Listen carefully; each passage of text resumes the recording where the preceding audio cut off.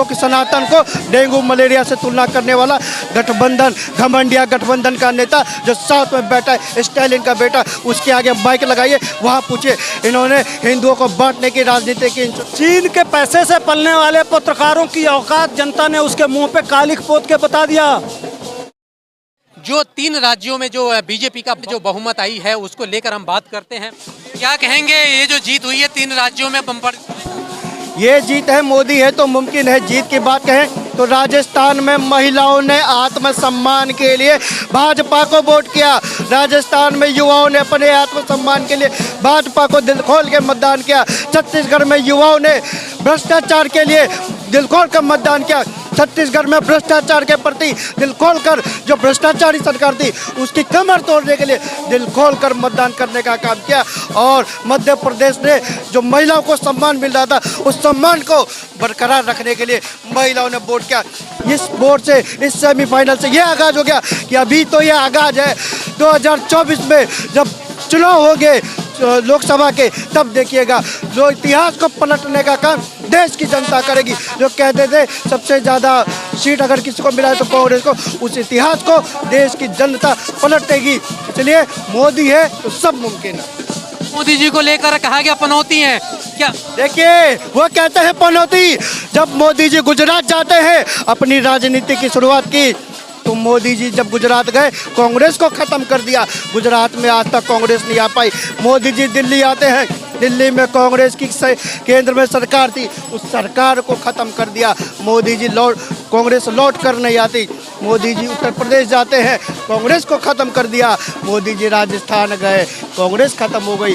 मोदी जी छत्तीसगढ़ गए, कांग्रेस खत्म हो गई। जहाँ जहाँ पग पड़े मोदी के, वहाँ वहाँ कांग्रेस खत्म हो गई। और असली पनौती राहुल गांधी भी है, जो अपनी पार्टी के लिए पनौती है, जो देश के लिए पनौती है, जो परिवार के लिए पनौती है। आप लोग सिर्फ हिंदू हिंदू सनातन क्यों वो रटते रहते हैं? आप हिंदू हिंदू की बात करते हैं। हिंदुओं के सनातन को डेंगू मलेरिया से तुलना करने वाला गठबंधन, घमंडिया गठबंधन का नेता जो साथ में बैठा है, स्टालिन का बेटा, उसके आगे माइक लगाइए, वहाँ पूछिए। इन्होंने हिंदुओं को बांटने की राजनीति की। इन चुनाव में इन्होंने जातियों में बांटने की राजनीति की, हिंदुओं को पछाड़ने की राजनीति की, महिलाओं के ऊपर अमर्यादित टिप्पणी की, गरीबों का मजाक उड़ाना चाहा। हर एक षड्यंत्र इन्होंने रचा, लेकिन जनता ने इनको विश्वास नहीं किया इनके ऊपर और इनको लात मारने का काम। जिस तरह से 3 राज्यों में बीजेपी का प्रचंड जो बहुमत आई है, जीत हुई है, उसको लेकर क्या कहेंगे? ये मोदी की जीत है, प्लस जो गाली दिए थे कि सनातन को खत्म करेंगे, है ना, वह जवाब है जनता का। आप लोग बार बार सनातन पे क्यों चले जाते हैं? कहे नहीं जाए। अगर तुम वहाँ ओवैसी और कांग्रेस किस नाम पे जीती है? मोहम्मद के नाम पे ना। तो हम, अगर तुम मोहम्मद के नाम पे जीत सकते हो तो हम राम के नाम पे क्यों नहीं जीत सकते? यह धरती किसकी है? राम की धरती है कि मोहम्मद की धरती है? राम यहाँ पैदा हुए थे कि मोहम्मद पैदा हुए थे? तो हम सब बराबर है। हाँ, सब बराबर है। कैसे बराबर है? हिंदू मुस्लिम सब बराबर है। नहीं, मैं पूछ रहा हूँ, तुम मोहम्मद यहाँ पैदा हुए थे, तुमको भी मैं अपना कहता हूँ कि तुम भी हमारे भाई हो, तुम भी हिंदू ही हो, क्यों तुमको जलन होता है? हम तो कहते हैं कि हमारे भाई थे, किसी परिस्थिति में तुम बदल गए, यही कहते हैं ना, यही हम लोग समझाते हैं। तो इससे तुमको चिढ़ क्यों है? क्या मोदी ने राशन नहीं दिया तुमको? क्या मोदी ने घर नहीं दिए तुमको? क्या मोदी ने शौचालय नहीं दिया तुमको? क्या तुमको जिताने वाले भी तो हुई है ना। इतनी बड़ी जो जीत हुई है मध्य प्रदेश, राजस्थान में, क्या आपको लगता है कि जो मोहम्मदा ने, क्या उनका वोट नहीं पड़ा क्या? अभी पता चल जाएगा, बूथों से पता चलता है। पहले ही बैलेट पेपर से होता था तो पता नहीं चलता था। अब बूथ के ईवीएम से पता चल रहा है कि कौन देता है और कौन नहीं देता। खैर, हमारे लिए जो जीत गया वो उसके लिए सब हैं, लेकिन जो सच्चाई है वो कहते रहेंगे। हमने से मुसलमानों से हमको कोई दिक्कत नहीं है, दिक्कत है देश के विपक्ष से। जो स्टालिन का बेटा, खड़गे का बेटा, राहुल गांधी, सब लोग सनातन पे भिड़े हुए थे। राहुल गांधी ने उसका विरोध किया क्या? उसका खंडन किया क्या? नीतीश कुमार ने किया क्या? कमलनाथ ने किया क्या?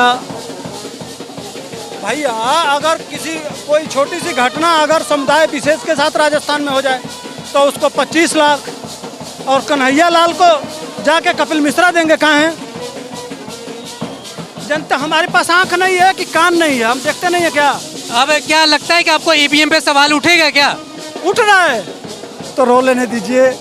पुक्का फाड़ के बेचारे बहुत मेहनत किए थे, मुंह के बल गिरे हैं, पिछवाड़ा टूट गया है, उठने की नौबत नहीं है। 2024 में उठ पाएंगे भी कि नहीं उठ पाएंगे, ऐसा जोरदार का झटका लगा है।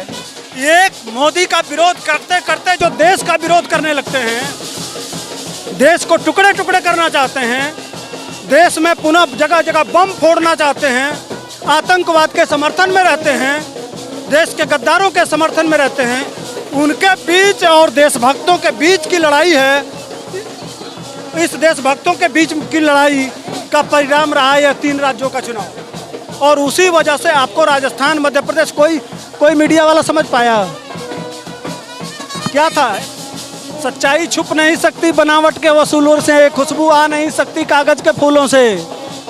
तो ये जो दोगलापन है ना, चीन के पैसे से पलने वाले पत्रकारों की औकात जनता ने उसके मुंह पे कालिख पोत के बता दिया कि चीन के दलालों, सुन लो, नोट कर लो, चीन के दलालों, चीन के पैसे पे पलने वाले टुकड़े टुकड़े गैंग के मेंबर, तुम समझ नहीं पाओगे।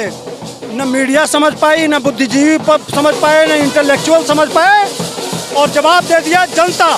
जनता के दिल में मोदी हैं। 70 साल से एक ही नारा कभी दे लेने दीजिए, जितना गाली मोदी को दोगे उतना ही कीचड़ में ही कमल खिलता है भाई। हम दिल में रखते हैं, जवाब नहीं देते हैं, नारे नहीं लगाते हैं। बूथ में जब हम बटन दबाते हैं ना, तो हम देश के गद्दारों का समझते हैं कि टेटुआ दबा रहे हैं, और देश की सफलता का राज हमारे ईवीएम के बटन में है। तो हर माता, हर बहन, हर नौजवान, उसको भी जवाब दिया जो जाति की राजनीति करते हैं, उसको भी जवाब दिया जो आरक्षण, फला ढमका, ये करेंगे ऐसा, तुम्हारे सेंटर के कितने पिछड़े आईएएस हैं, आईएएस पिछड़े, सबका जवाब दे दिया ना, सबका जवाब मिल गया ना। कहे थे ना कि नोटबंदी, गब्बर सिंह टैक्स, फला ढमका, सबको इसी तरह से कहे थे। जनता ने हर वोट में बताया, इस बार भी बताया।